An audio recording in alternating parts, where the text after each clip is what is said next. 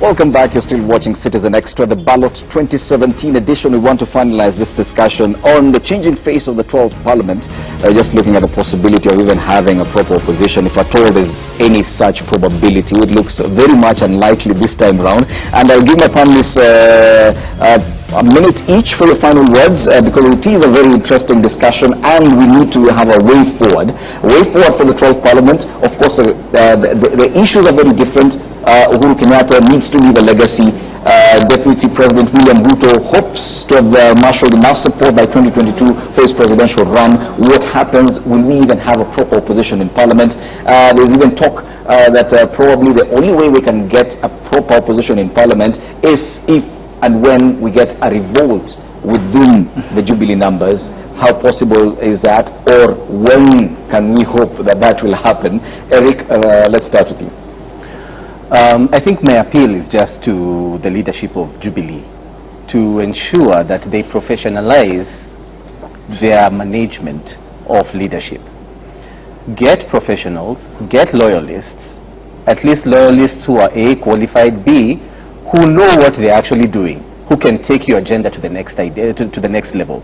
Because the success of this current 5 years will determine the 2022 legacy. Uhuru should come out with a very clean slate. He's started off very well, and I believe that he will take development to the next level this time round. But that can only be achieved by putting politics aside and professionalizing delivery of service. So that would be my advice to them. Okay. Mark? There are two considerations. One, we must understand that there are issues that are of national interest, and then there are issues that are of political interest. I think what the president, if you remember his manifesto, what he was trying to push is a nationalistic agenda, an agenda that is good for every Kenyan.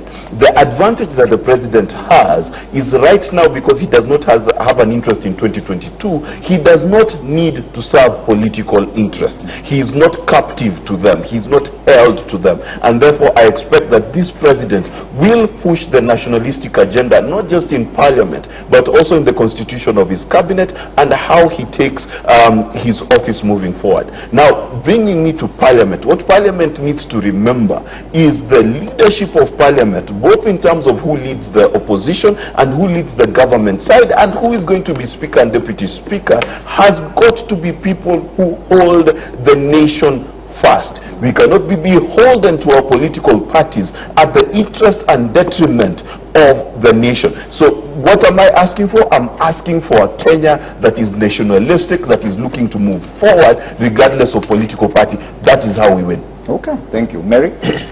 By the president-elect extending an olive branch to the opposition, he has set a pace of unity, of reconciliation, and a message that he will focus on development for all of us in this nation. So the onus is now upon members of parliament to continue with that and ensure that by 2022 we have a two-party system or a three-party system that will focus on the nation and development and less about politicization of ethnicity. Dunstan? My take is that I do hope that the Deputy President and the President are watching now, and we are giving free advice that let them appoint cabinet secretaries that represent certain regions. The old government, the one that is going out, had cabinet members who are not known in the villages. If I were them, I will go and appoint people, especially those who have lost outside, or some of the members who have been elected. People like in Kaiseri had all the Maasai support.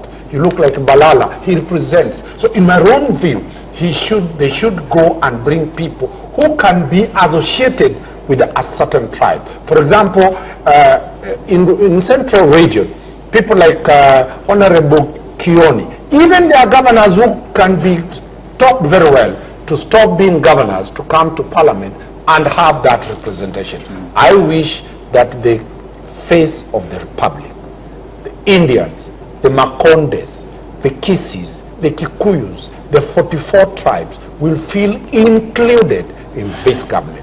Let the president forget about the hawks. Hawks will demand that they campaign for the president and they need their way. Hawks like Duale should just be thrown away unless they were hawks for the single purpose of this government that ended. But even in person, there are people who are accommodating. We need a country that is very accommodating, a country that Maurice Zoro will tell you they don't need to work so hard to remove the hate speech, because once we have people that Kenyans resent, then fights start, and the deputy president should now come out as a statesman and look at everybody as his people for 2022. Thank you for that, Dunstan. Finally, Raphael. To the president, I think he has a unique opportunity, to bring this country together and salvage his legacy, or rather consolidate his legacy. This country is extremely divided, and elections keep deepening the divides and the divisions. I think the president should come up in his second term and do what Kibaki had a chance to do in his first term in 2002, and to ensure inclusivity, make sure that he carries everyone along with him, fight corruption that is a serious threat to our progress, fight negative ethnicity, deal with youth unemployment, support devolution. And to Parliament, I think I'm more hopeful about the youth leaders, youth representatives, but youth must not just be about age, it must be about vision and values, and we are looking up to them to provide the third force. And think, of course, to Kenyans, I think we must know that we are more than a collection of tribes.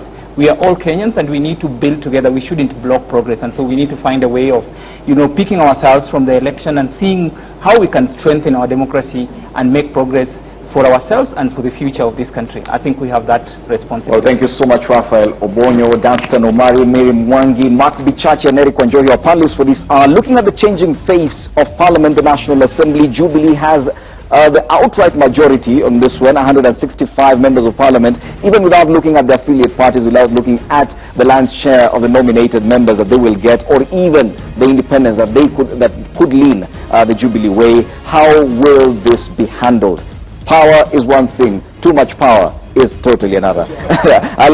Thank you so much, my panelists. And as we change over now, we'll continue looking at this number. We want to go back to our initial discussion, what we started with, taking the country forward. The country seems to have stagnated for a week now after the polls. How do we go back? We'll be having stakeholders from different areas looking at that. Yes, but meanwhile, even as we do that changeover, the Senate. Let's take a look at the Senate. And we see a similar issue there. Jubilee still has a majority, 25 senators. NASA, and when we talk about NASA, we're talking about all the affiliate parties under that coalition. We're talking about ODM, Wiper Party, Ford Kenya. All of them make up 18. No independent senators this time round. Other parties do have 4. Now, combining all this, yes, even if all the others were to go the NASA way, still Jubilee has a clear majority. How will this pan out? It's the same situation in the National Assembly. This is a new face of Parliament. Are we going to get a new crop of opposition leaders? Will it be able to work? This is a Senate as we see it. Jubilee 25, NASA 18, others 4. How will it pan out? Back to the National Assembly. And if I could just go back to the kind of numbers we are looking at.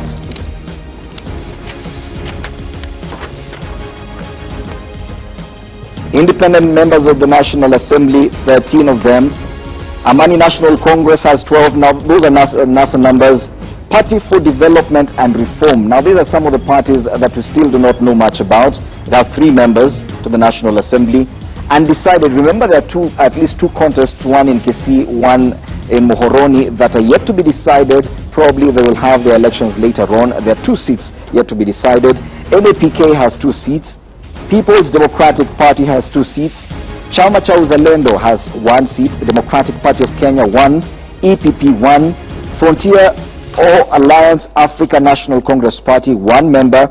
Kenya People's Party 1. Muungano 1. New Democrats 1. PNU 1, making up 290. Remember, depending on the strength, on the party's strength, that will mean out of the 12 members who will be nominated to the National Assembly, Jubilee will get a lion's share, definitely, because it has a huge majority.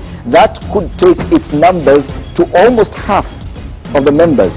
Once it gets at least probably 4 of the nominated seats, that could go to 169. Remember, they only need about 174. 175, it gives them simple majority without even going any other way, without looking at any other numbers there. A simple majority of 175 could mean quite a lot in the National Assembly. Can they get that? Yes, they can. There are quite a number of independent candidates who are Jubilee leaning already. Remember, once they get a few nominated members of the National Assembly, that means a simple majority is as good as done. Now joining us now in studio, we do have Maurice Zoro, Commissioner NCIC, and Vincent Kimosop, a policy analyst. Good afternoon, gentlemen. Karibuni sana. You know, it's still not afternoon, but we're moving closer to noon. So probably let's start with this. A simple look at the numbers. A simple look at the numbers in Parliament. Vincent, this is very much lopsided. What are your thoughts about this? Jubilee has a lot of power this time around. I think, you know, our constitution talks about Article 4 says that Kenya is a multi-party democracy that is governed under the values and the principles of governance, and Article 10 too. So when the people, even on the first chapter, that the people are sovereign, and that sovereignty can be exercised through members of parliament who have been elected. So it tells you very clearly how the people have decided. And I think before we condemn and say that it might, the challenges of having such a kind of parliament, it is good first that we appreciate the message that the people have sent. They've given people a mandate. Now, then the next question would be, is that what are the advantages and the disadvantages of this kind of skewedness? Because the reality in legislatures that have have a prime minister, this would be good, because if you have a prime minister with the numbers in parliament, it becomes very easy to prosecute your agenda. So it means that the one who will be sworn president, because, you know, the elections could be contested in Supreme Court, the Supreme Court could overturn the decision, that will have a bearing. So in this situation, if it's Jubilee, then Jubilee will have an easy time prosecuting the agenda. So if it is not, then there will be need for a lot of consultation. What we have seen in the past is legislatures that are more independent from the executive, the impact is translated in quality and the depth of legislation that they pass. Okay. So we have to wait on this, but my restraint would be, instead of vilifying them even before they start, it is good to appreciate that the message of the people that who are sovereign have sent in giving legitimacy to the kind that we've seen. Well, the numbers will continue making for very good discussion. I do understand the Council of Imams is currently making an address. Let's listen in so that after that we can come back, and that, whatever they're saying, could inform our next discussion, which is about taking Kenya forward.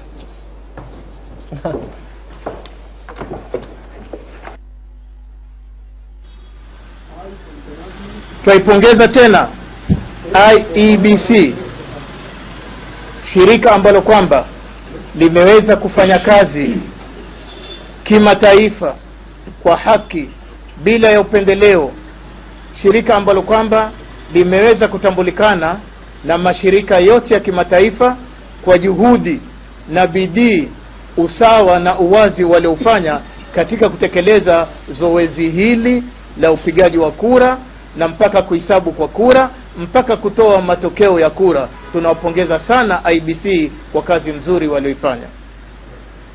Wananchi wa Kenya, tunawaomba vurugu, maandamano na migomo hayatasaidia taifa letu kwa jambo lolote.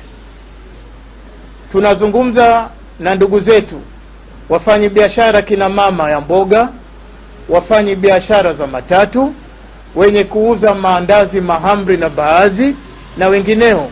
Rudi mufanye kazi, tujenge taifa, kwa sababu wale ambao kwamba wanaoingia barabarani kwenye maandamano kama tulivyosema yaliyotokea 2007 leo hayatatuletea sisi faida aina yoyote. Tuangalieni Venezuela yanayotokea kwa sababu ya maandamano, angalieni Libya, tuangalieni Syria, maandamano ya kupinga matokeo ya uchaguzi huwa ni maandamano yasiyokuwa na amani na yanayokuwa na vurugu. Mwito wetu kwa Wakenya turudini kazini, tujenge taifa letu, tujenge uchumi wetu. Hawa ambao kwamba wanatuambia tusiende kazini, nataka tukumbuke wa Kenya, wao ni matajiri, wana walinzi wa kuwalinda, wameweka stoki katika nyumba zao kama supermarket, na wana vitu vyote ambao kwamba wanavyovihitaji. Mimi na wewe ndugu yangu ambao kwamba ni walala hoi, inatubidi mpaka tufanye kazi ndio tupate riziki yetu kula. Kwa hivyo hawa ambao kwamba leo watatusukuma na kutufanya sisi kafara na kututoa sisi muhanga, kuwafanya wanawake wawe wajani, watoto wawe mayatima, hilo tusikubalini kabisa, kwa sababu maisha yetu ni bora na nchi yetu ni bora zaidi kuliko jambo jingine lolote. Nasaha yetu ni kwamba wa Kenya tuendelee na amani tuliyokuwa nayo. Hakuna ugomvi kati ya mwananchi na polisi. Tumekaa na polisi kwa njia ya amani wakati wa kampeni na wakati wa kura na wakati wa kusubiri matokeo. Hakukuwa na uadui kati ya mwananchi na polisi. Lakini tusitumike kuharibu mali ya ndugu zetu, kuwajeruhi ndugu zetu sisi kwa sisi, na hata kuuana sisi kwa sisi. Hilo si jambo litakaloletea taifa hili faida kabisa. Tuwe watulivu, tuwekeni amani. Hakuna zaidi ya amani. Thamani ya amani haifanani na kitu kingine chochote duniani. Amani ndiyo itatufanya sisi kuweza kutekeleza ibada yetu.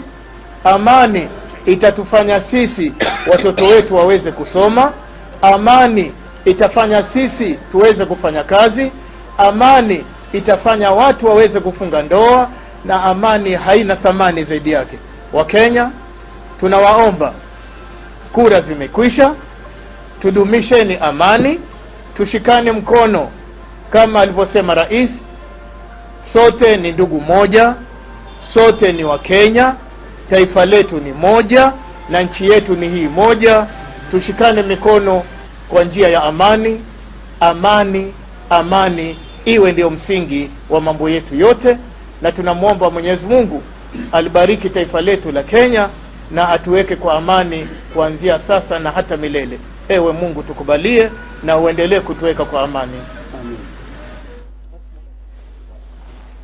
The Council of Imams there in Mombasa addressing the nation and calling for peace, and that particular briefing now takes us to our next discussion, and this is one of the discussions we started with.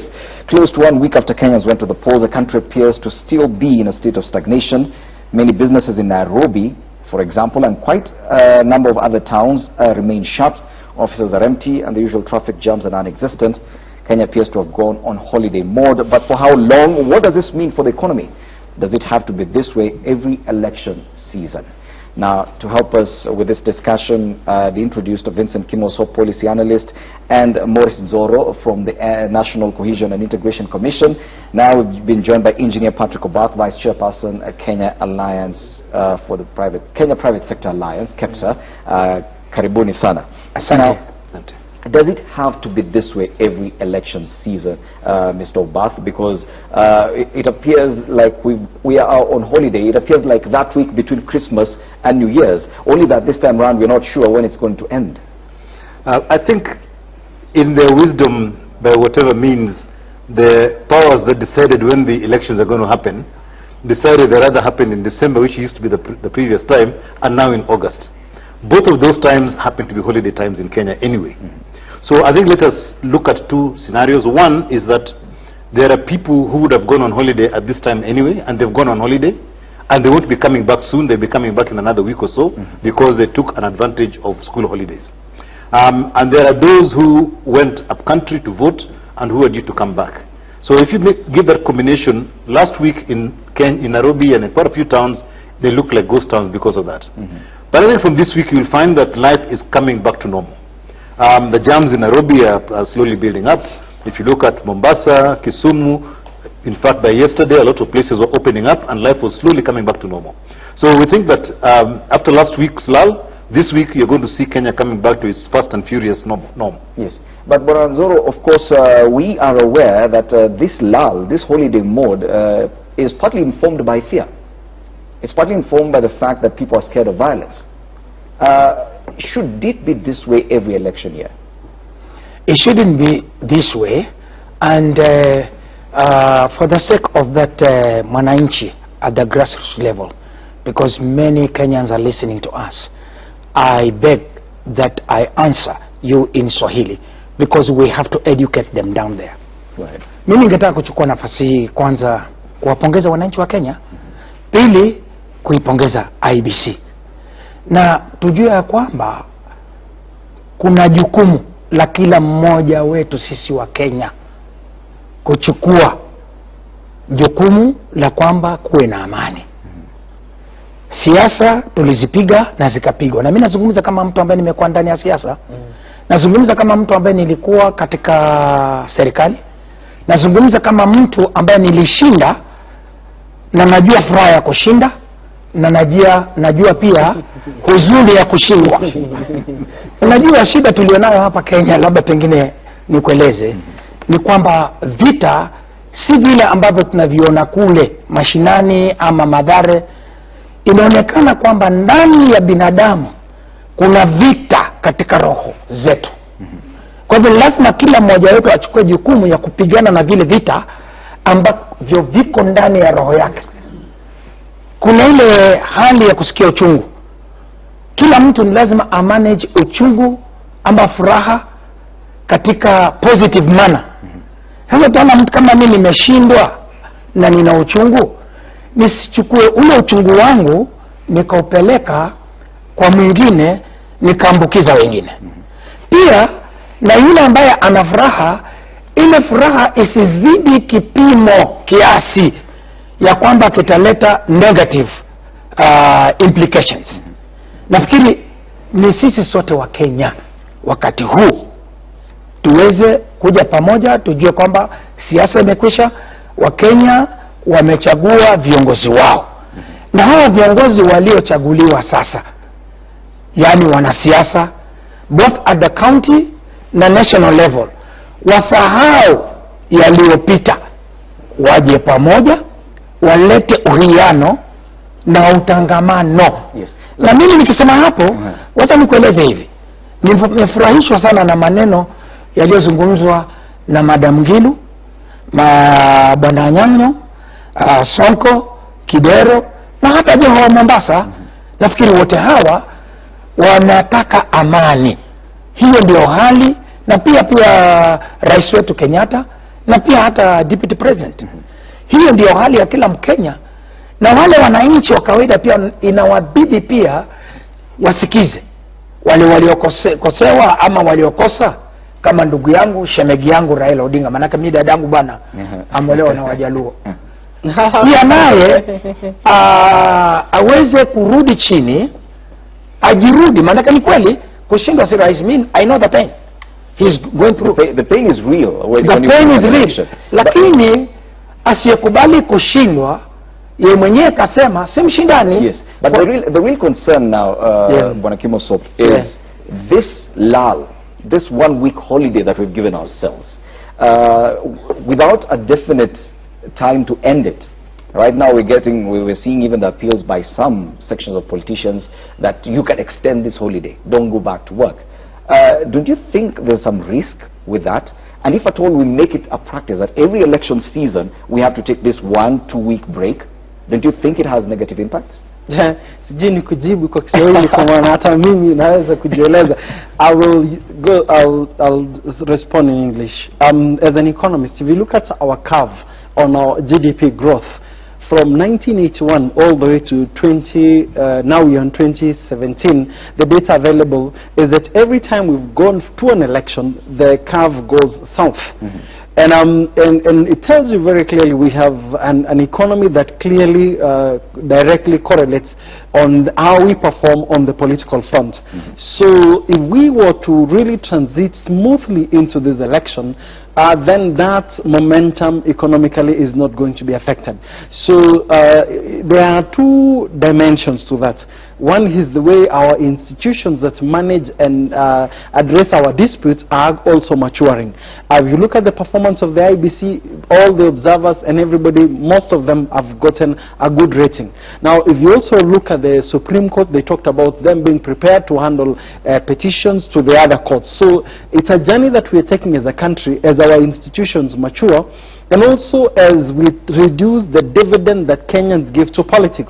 One of the major stabilizing factors that we've had in this election is actually the role of devolution. People feel, by the way, even if you don't get at the national level, even at the lower level, you see the level of competition and participation is very high. So moving forward, I am very optimistic about our country, that as we consolidate the gains, I can tell you very clearly, the agenda of the president. Remember, he said that even beyond the Jubilee Manifesto, we want other ideas. One major agenda that he has to have on the table is national healing and reconciliation. The number two is consolidating the gains and reforms in our institutions. And then thirdly, strengthening devolution. If the president moves in that dimension, you can see very clearly that it is important to, people are seeing the gains. Devolution is having major impact on our lives. And I can say that if we continue having free, fair, credible and justifiable elections, I can tell you the level of contestations is not going to be as high. And if we put our house in order between now and 2022, knowing very well that it's most of the big players that we've had in the past might not be on the ballot in 2022, it might be a fresh team. It is likely that this lull, we will in another 3 election cycles be having one day, even electronically, have the results if it is credible, and then Kenyans get to move forward. So I'm very optimistic myself. I have a point to make to add to that. I think let's also look at where our people register to vote. Traditionally, people have registered to vote in their home areas. So you have that exodus that happens, and that is the way we have been socialized in Kenya. As devolutions begin to pick, and people realize that their vote is probably more important where they live rather than where they go to twice a year, you will find that the people are going to shift their votes, and this is going to happen over the next election cycles. And it's not that politicians are buying people and moving them around. People will realize that my vote is important where I am. The person who is going to impact on what I'm doing and what I need is my devolved unit. The national unit can look at national issues, which is major infrastructure and policies and stuff like that. And once the voter understands that really my electoral area is where I am for most of the year, and that is where I want impact, then you'll find that people will come closer to where they live. And that means, therefore, that the issue of people disappearing for a week or 2 weeks will then change, because people will now be voting Are you saying close that to where this they is are. the same scenario back in 2013, that yes, we also took another 2-week break back then? It has always been. People, and if you look at the previous elections, they've always been in December. And the reason they were done at that time is because people could combine holidays, so business was not affected. Yet in 2013 it was around March. Because that was late. We couldn't afford that 2-week break. It came right in the middle of a school term. But that was because of the issues around the legalization and all the rest of it. So it went later, right? But now it's gone back to where it should be. And before that, it was always in December. So that was an aberration. But then people actually took time off because they had to travel up country, and that time I can tell you business did suffer because people took off during normal business days. But now people have planned to go on holiday. Yeah, just to add on what he's saying, I want to agree with him. But I feel on top of the change that we are expecting things to change. There is need for the hurting and joyful hearts to heal at this moment. And the healing will come when there is peace and cohesion. It is important that every Kenyan, as I said before, endures or strives to make sure that there is cohesion and peace. And this is to see justice as having been done.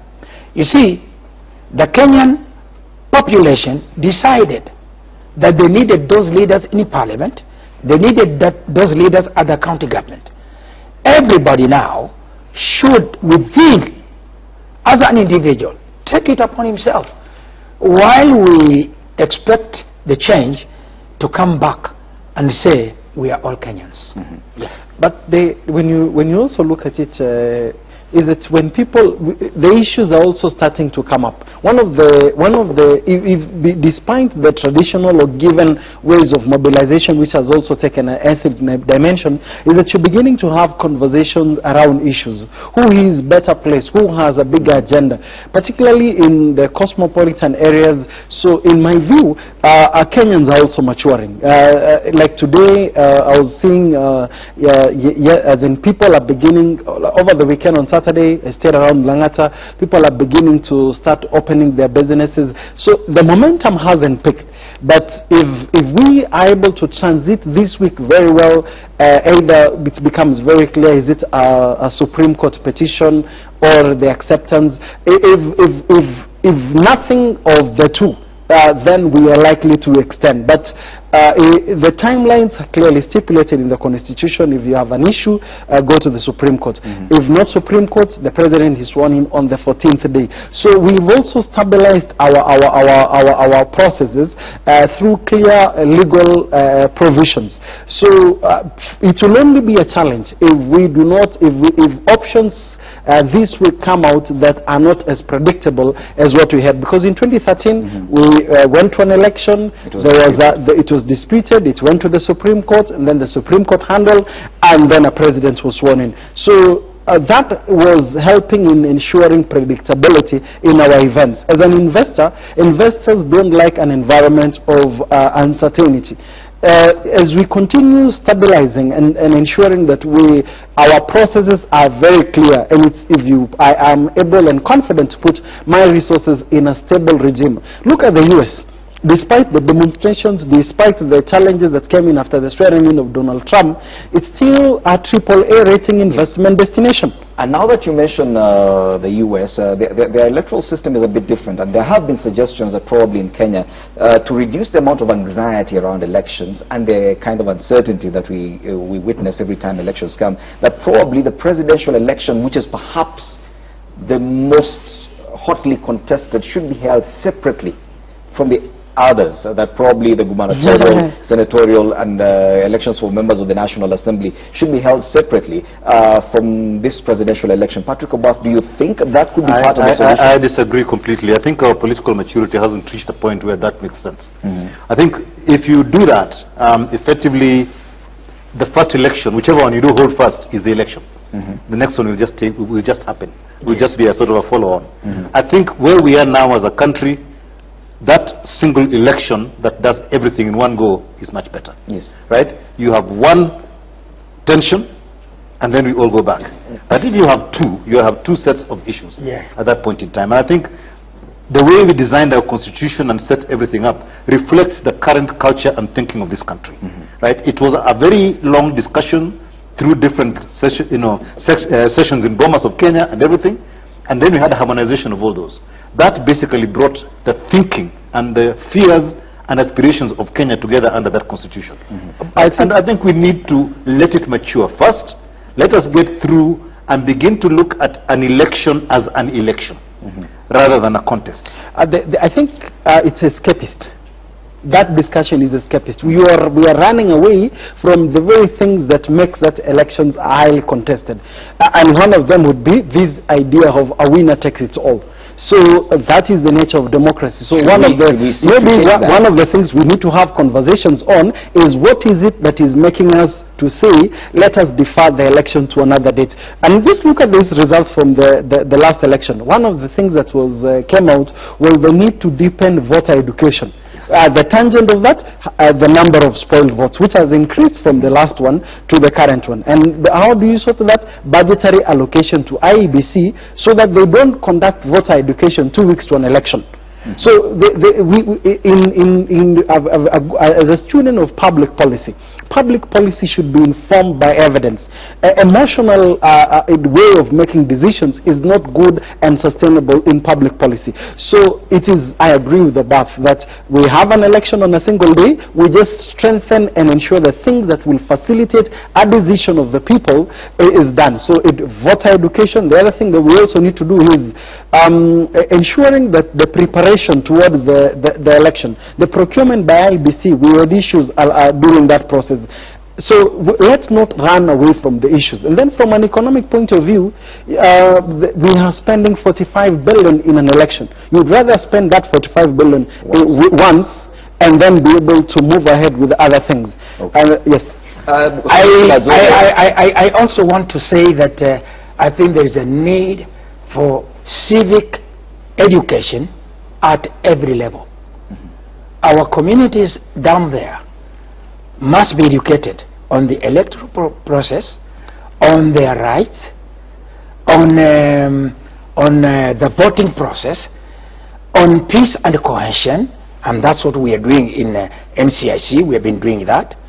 And at the level also of the politicians, also they need to know how to go about the electoral campaign process. Yes. Yet the NCIC, and it's good that you're here, has been very much criticized for allegedly failing in its role to promote cohesion, which is its main mandate. That probably the kind of anxiety we witness every time we come around an election should by now have ended, that probably we need to see an election as just any other process without that kind of anxiety, that probably the NCIC would have done a better job at that. I think we have done a very good job as far as I'm concerned because we've been down there without even involving the media. We have literally gone to every district, educating the community. I have personally been in Mandera, I've visited Ramu, Marsabit, Moyale. I've been to areas that I had never been in Kenya in my life, meeting elders, youth, women groups, religious leaders on the way forward as far as peace and cohesion is concerned. But do you feel that the kind of anxiety we experience every time during elections, is it normal? Is it something that every other nation in the world feels, that when it comes to elections it's that dicey moment for everyone? I think what we have here is not unusual. What happens is that we tend to hype up the election as a country. Who is it that has got tension in this country? We talk about it. It is portrayed in a lot of areas. But when you look at 40-odd million Kenyans, how many people are actually saying, I am feeling tension? I don't think it is that many. We have a lot of discussions. There's a lot in the media that shows that there is potential for tension. But I believe that if you go out into most of the regions in the country and you look at the Kenyans, whether they're of voting age or beyond or of voting age, the discussions at those areas are completely different from what is said to be the national discussion. Because the national discussion is what we are doing here. And people think that what they see and hear is what the whole nation is thinking. Right? But going back to your question, what you see here during elections happens in every single country. The discussions are different. Here it is still about Mr. X and Mr. Y and so forth. There it is about this policy and that policy. They are talking about center of left, left of center, right of center. Those are the kind of discussions they're having. So so the tension there is normally there, but not as much because of people, but because of issues. Fred, two things. I want to speak to the NCIC. NCIC has done some good work, but the mistake they have made and they need to correct is that they have owned and localized the issue of cohesion as though it's their own. You do not feel an element of an ownership of this cohesion and peaceful coexistence across the divide, because their role is, as much as they're doing promotion, it is not something that is centric to them.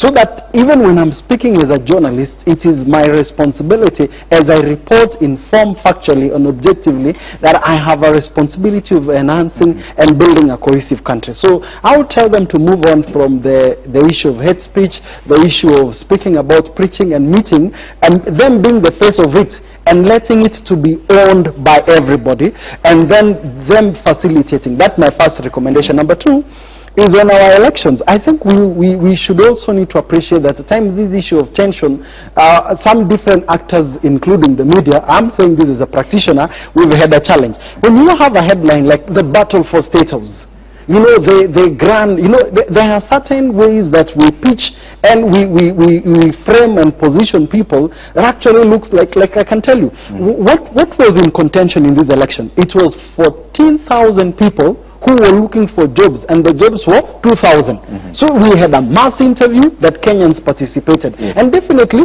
somebody was going to get the job and another person was going to lose. Let me give you guys a chance to respond to that. Yes. I think we need to speak the truth while we're here. It's not true that NCIC has been taking this mandate on its own. Kenyans will remember that we have collaborated with the Media Society of Kenya, Media Authority of Kenya.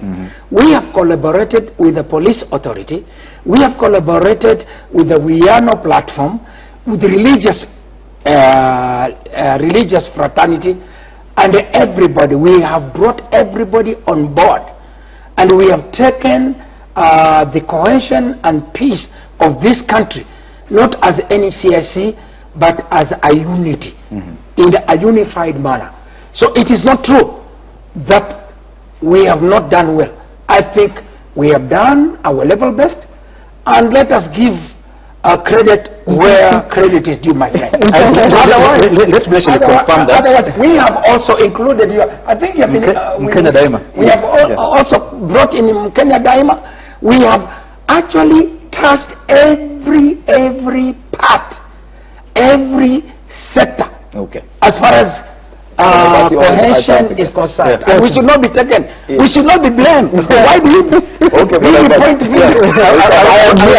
I'm going to put a point. How do you take the scorecard of people like NCIC, EACC, and people like that? Who designs the scorecard that defines their effectiveness? Is it that they are visible publicly in the media and so forth, or that they're effective where they operate? I think we need to define the scorecard that tells what they're doing. Yes. A lot of organizations that we've dealt with under the Kenya Daima platform are people that you don't even hear. But when you look at the impact, yes, they are quite good. I'll go back to 2012 and the 2013 election. The meetings that we had with the religious leaders, with NCIC and everybody else, we said we just want to talk about one thing: peace. And the peace message was then delivered not by anybody, but by all the actors in the places they work. Yes. So the churches, the religious leaders went to the churches, the mosques, and the temples, and they started preaching peace in their style. Yes.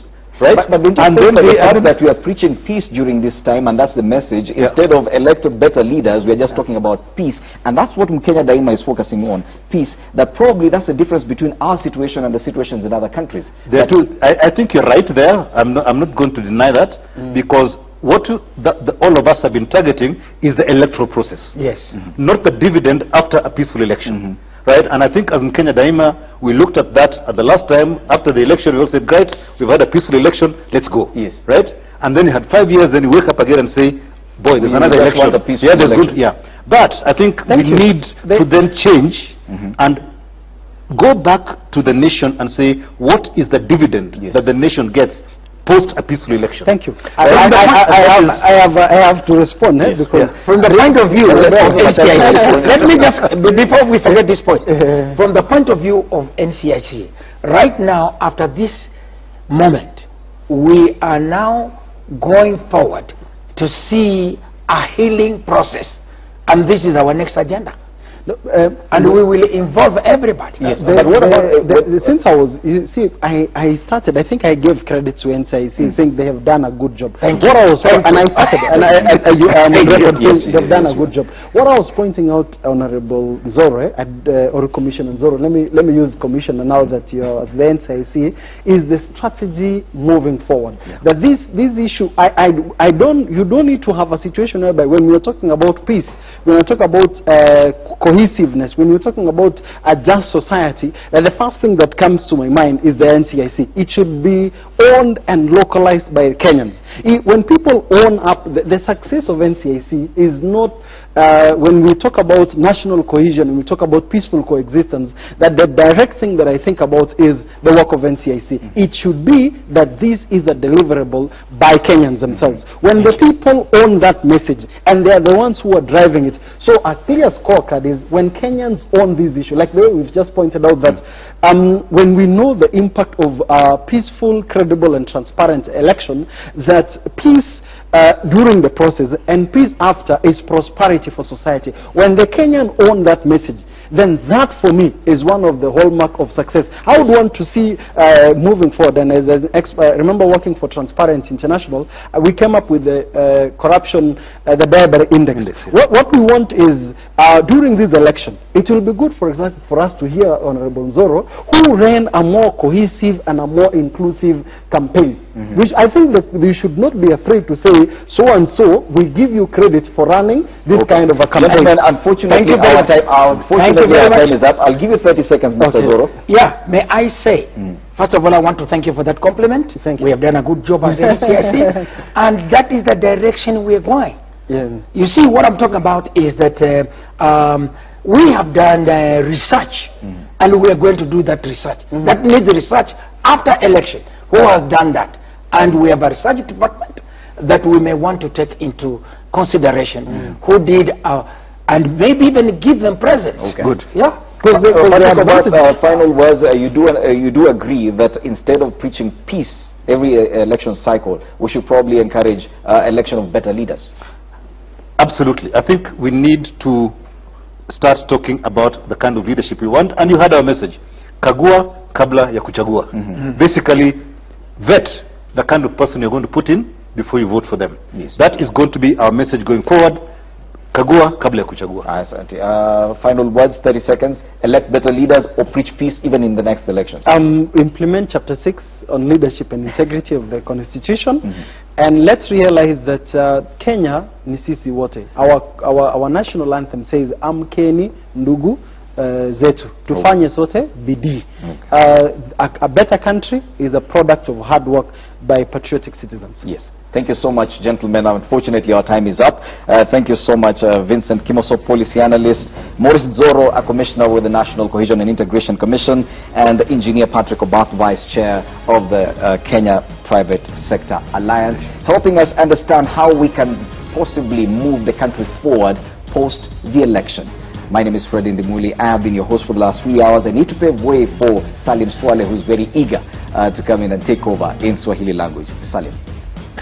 Asante sana mpenzi mtazamaji, bila shaka Fred, amekuwa ni mazungumzo mazuri wewe na jopo lako, bila shaka na sisi tutakuwa tunaendeleza mazungumzo hayo kwa mtazamaji kwa lugha ya Kiswahili. Tuna mengi zaidi ya kuendelea kufuatilia jinsi taifa linavyoendelea kujipata katika mazingira tofauti baada ya upigaji kura.